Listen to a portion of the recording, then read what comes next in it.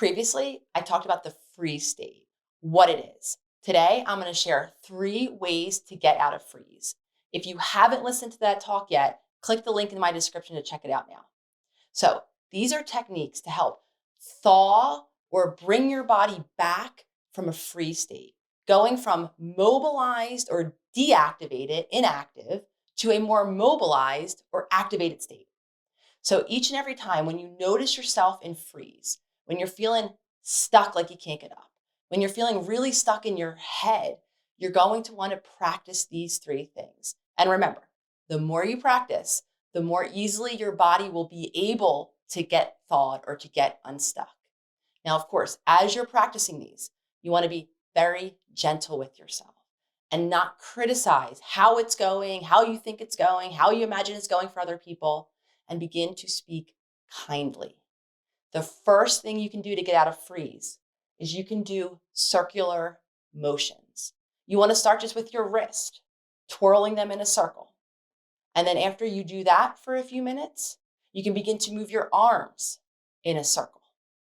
Moving your body gently in these ways will actually signal to your brain that it's safe to move.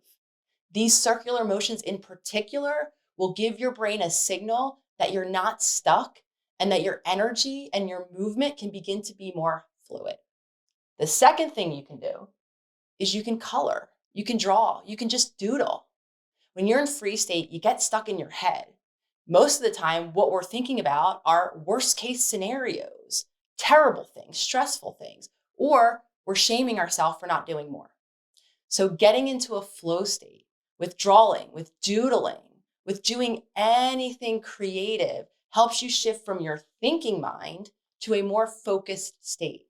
And this more focused state in the present moment out of your mind will help signal to your body that there's no threat present or that you're safe, which will help your body to leave that freeze state. The third thing you can do is you can use your breath. This one is extremely important because a lot of the times when we're in a freeze state, we don't notice that we're tending to hold our breath, or maybe we're just breathing really shallow. Those type of breath, holding our breath, breathing shallow, signals to our body that we're stressed or that we're in danger.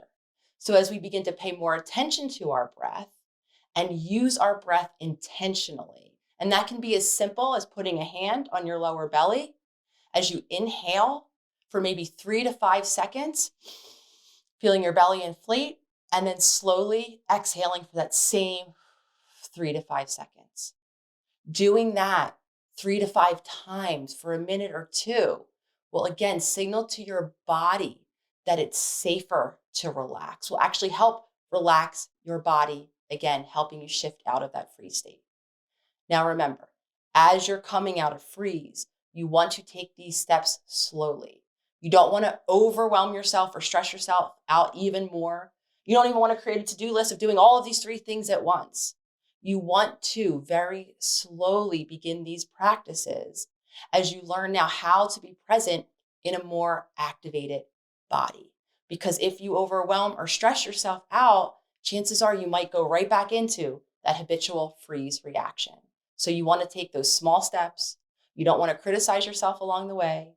And you want to honor the steps that you are taking and the small shifts that you begin to experience.